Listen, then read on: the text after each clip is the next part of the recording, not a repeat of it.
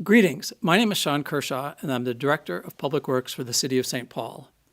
Today, we're here to talk about the outcome of the Capital City Bikeway interim design study, including our recommendation for the western leg of the Capital City Bikeway. The Capital City Bikeway is more than a downtown bikeway. It connects to regional bike trails, including St. Paul's Grand Round, and it fills in gaps in the citywide bike infrastructure. It is a complex decision between two viable alternatives. We look both at St. Peter Street and at Wabasha Street options. Both corridors have impacts on businesses, economic development, parking, and the people who visit downtown, work downtown, and live downtown. This recommendation today is the outcome of a multi-year community engagement process. Before that, there was the Capital City Bikeway Network Study that was done from 2015 to 2017. The recommendation we're making is for Wabasha Street to be the western leg of the Capital City Bikeway. This allows for full build implementation of the bikeway more quickly. It maintains 2 travel lanes on the entire corridor. It provides a more direct connection to the river crossing, and there is support from some properties along Wabasha Street. We also think that there's more economic development opportunities on Wabasha Street. To walk through the details of this, including the history and the work we did, and more information on the recommendation and the options we looked at, I want to introduce you to Randy Newton, the city's traffic engineer.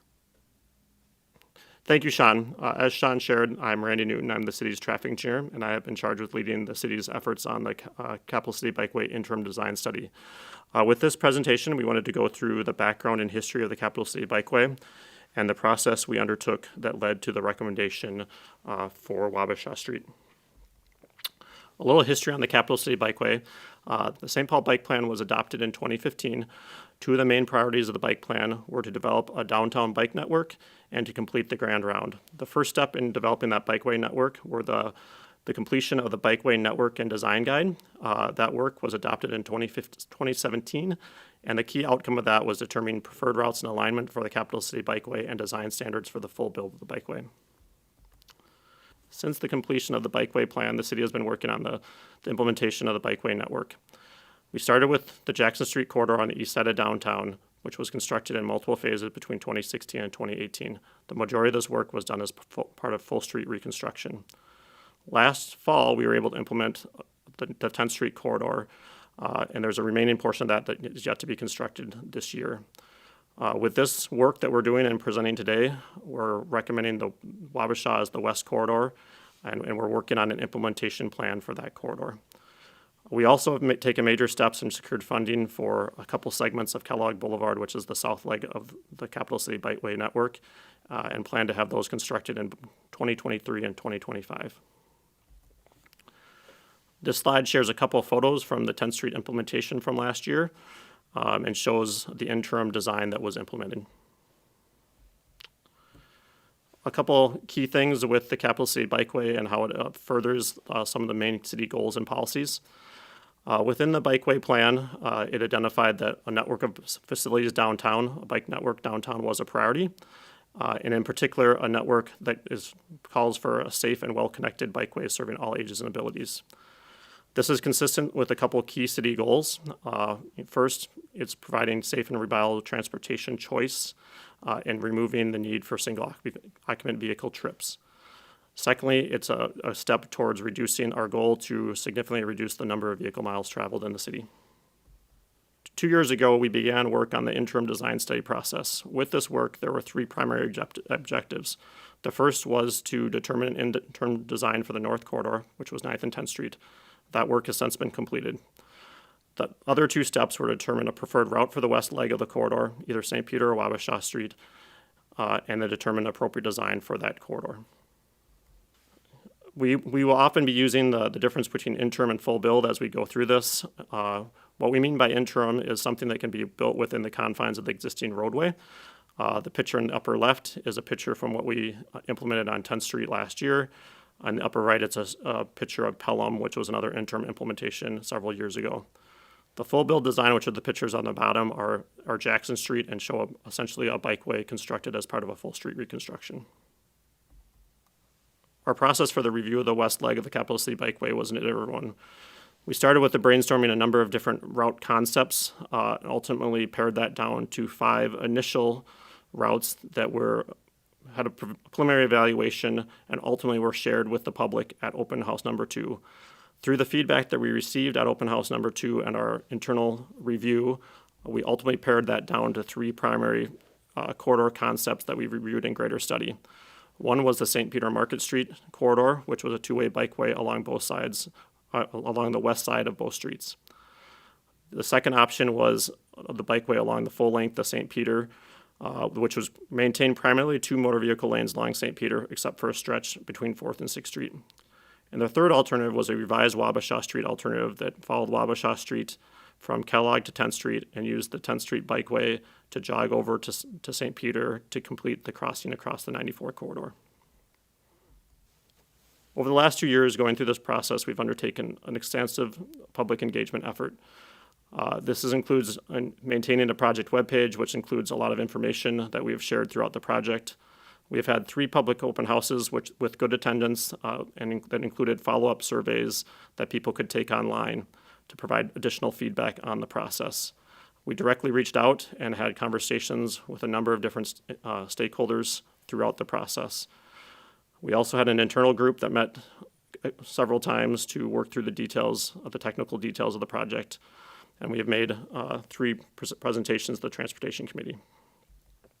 Through this process, we've heard a number of things. The following is a brief summary of some of the key highlights. First, we've heard that there is a preference for bikeways with physical separation from motor vehicle traffic. We've also heard a preference for 2-way bike facilities as opposed to 2 one-way facilities. In terms of use of the right-of-way space, sidewalks and sidewalk amenities were seen as a top priority. The use of loading zones and the need for loading zones and valet zones was an important concern of business operations. Loss of convenient parking is a concern that we hear on most projects we do, and was certainly another one that we heard on this corridor. We heard a concern over the traffic impacts of reducing St. Peter to a single lane, in particular the potential to block that single lane due to vehicles and delivery vehicles loading and unloading, as well as valet users. This was a particular concern during the event times that we experienced downtown. We also heard that there was support from some of the properties along Wabasha Street for the bikeway. We also heard and acknowledged that bikeway maintenance is very important, especially in the winter months. As part of our evaluation, we looked at a number of different factors. One of the things that we did was complete an evaluation matrix, which is available online, that shows some of the key differences between the corridors. What is shown here is a brief summary of some of those highlights that we identified.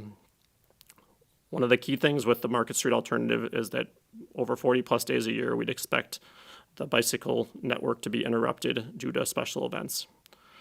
Another key difference was that the traffic volumes in Wabasha are 2 to 3 times higher than what you'd experience on St. Peter and Market. We did identify that Wabasha would have more vehicle and bike conflicts than either St. Peter or Market Street. And in regards to bike conflicts, that is the number of interactions between bikes and vehicles that would exist on a corridor. Do note with this one in particular that we do not think that the number of vehicle-bike conflicts on Wabasha is particularly high or unusual for a bike network, and certainly is not a reason that we would not select a corridor. We identified that there is more parking loss on Wabasha than on either the St. Peter or Market Street alternatives, approximately 80 spaces versus 60 on St. Peter or Market. We note that with the St. Peter alternative, there is a direct connection to the north across I-94, and with the Wabasha option, there is a direct connection to the south across the river. We also did look at the full build in terms of what this would look like if the roadway was fully reconstructed. We did note that with the full build and the potential to go down a single lane, the St. Peter option offers more flexibility in the reconstruction of the roadway. However, we do note that that does assume that a single lane would be constructed and that there was a lot of concerns with how that would impact the traffic operations downtown. With the full build, and another consideration with full build is that we note that Wabasha offers an opportunity for faster build implementation. Most notably, Wabasha is scheduled for reconstruction between Kellogg and 6th Street, and we anticipate the ability to fully build the bikeway through that stretch. Lastly, Wabasha offers more economic development opportunity with the implementation of the Bikeway. With these next slides, I'm going to walk through each of the alignments in a little bit more detail to provide more information on each alignment. First up is the St. Peter and Market option. This option is a two-way bikeway along the south side of 12th Street, along the west side of St. Peter and the west side of Market. Across the I-94 bridge at 12th Street and St. Peter would be reduced to a single lane. It also would result in the conversion of one block of Market Street to a one-way motor vehicle traffic. A couple of features of the St. Peter Market alternative include that it retains the curbside space along the east side of St. Peter. It does result in a challenging connection between St. Peter and Market.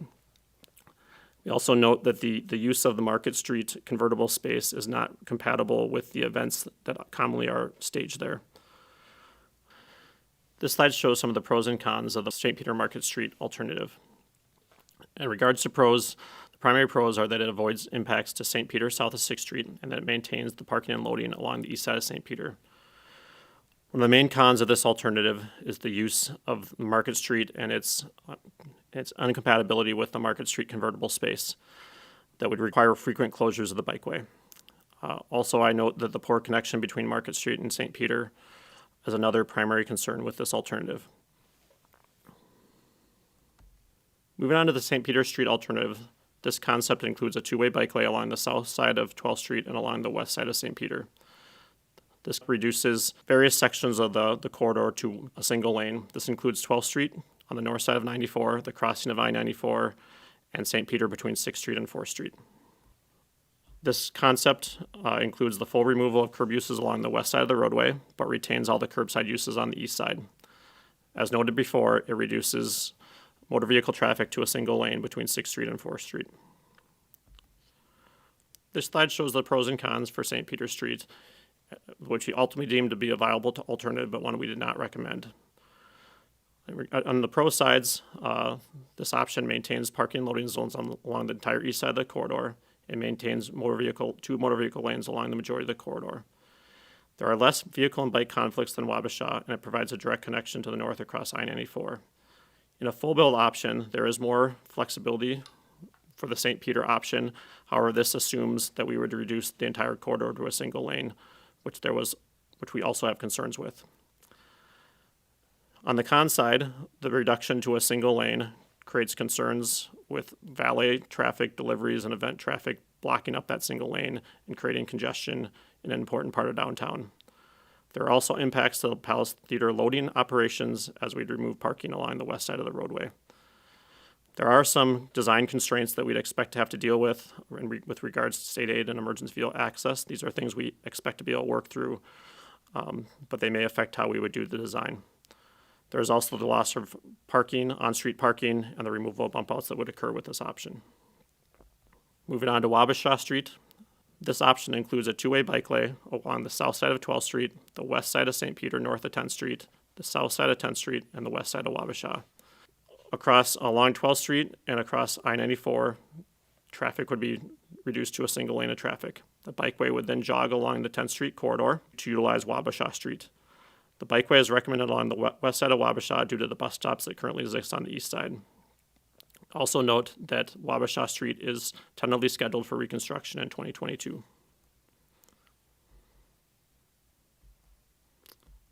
A couple of key features of the Wabasha Street include that there would be full removal of the curbside uses along the west side of the street, and as with St. Peter, all the curbside uses along the east side can be retained.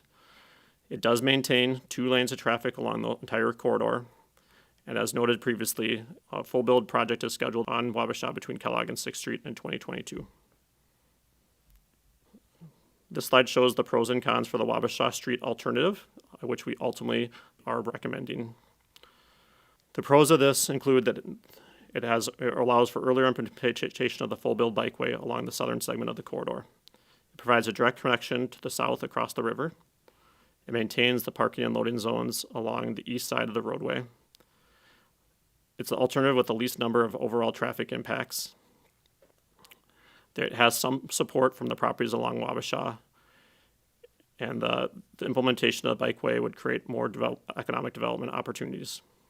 On the con side, we note that this does impact the parking spaces that the Amsterdam uses for their loading space for their events, and we will work with them to find a best solution for working through their loading needs. It also does impact the location the Children's Museum uses for loading, and the loss of that space will occasionally require a blockage of one of the through lanes on Wabasha. This option does have the most vehicle and bike conflicts, as previously shared. As noted, this is not a major concern, and we still believe this is a viable option. We don't note that the key location where this shows itself is the left turn conflicts from 6th Street, from Wabasha northbound to westbound on 6th Street. We also note the loss of vehicle parking on Wabasha, which is significant and directly affects a number of businesses. It also results in the removal of 8 bump outs. As Sean previously shared, this work ultimately led us to a recommendation of Wabasha Street for the west leg of the Capital City Bikeway. This was a challenging decision because we ultimately were able to determine 2 viable alternatives, with both alternatives having real impacts along each corridor. Ultimately, we recommend Wabasha Street because it allows for a full build of the implementation of the Bikeway sooner. It maintains 2 travel lanes along the entire corridor. It provides a more direct connection to the river crossing to the south. It has support from some properties along Wabasha Street, and there's more economic development opportunity with the Wabasha Street alternative. With the next few slides, I'll share a little bit more detail about the Wabasha Street alternative. I'll also share that concept layouts for each of the alternatives is available online. This is the northern section of the Wabasha Street corridor and shows the portion of the 1-lane segment of 12th Street north of I-94 as well as the I-94 crossing. It utilizes 1 block of St. Peter Street between 11th and 10th Street before jogging along the existing 10th Street Bikeway. This is the northern piece of the Wabasha Street alignment between 6th Street and 10th Street. It's intended that this would be, at this point, it's intended that this would be constructed as an interim bikeway. And we're still working on the schedule for the implementation of that segment. The following piece is the southern segment between Kellogg and 6th Street. And as previously shared, we would intend to build this as part of the full build reconstruction of Wabasha, which is currently scheduled for 2022. With this slide, I'd like to share a little bit more information about the Bikeway implementation costs and schedule. First off, at this time, the Capital City Bikeway on Wabasha is currently not funded or scheduled. This is our next primary task that we need to work on and address. Our current estimate for the Bikeway, as proposed, is approximately $2 million. Wabasha Street between Kellogg and 6th Street is tentatively scheduled for reconstruction in 2022. The design of the Bikeway and the additional costs associated with the Bikeway need to be incorporated into the project budget and timeline. Similarly, Wabasha north of 6th Street is tentatively scheduled for a mill and overlay in 2022. The design and additional costs associated with the Bikeway implementation likewise need to be incorporated into that project budget and timeline. We also note that the Capital City Bikeway network includes 3.5 miles of new protected bikeways within the downtown environment, and that additional maintenance funding is needed to appropriately maintain the Bikeway. As for project next steps, we are accepting comments on this recommendation until April 25th, 2021. The comment form to provide comments is linked to the project webpage. We've also tentatively scheduled a City Council public hearing for May 12th, 2021. Comments for the public hearing must be submitted in writing or by voicemail by noon the day before the public hearing, and we will be providing additional information for the announcement of the public hearing later in April. The City Council public hearing will be able to be viewed online. And lastly, as I previously indicated, one of the key next steps for us is to determine the project funding and implementation for the Capital City Bikeway. We thank you for taking the time to listen to this presentation, and we hope you take the time to provide your comments and feedback on this important recommendation. Thank you.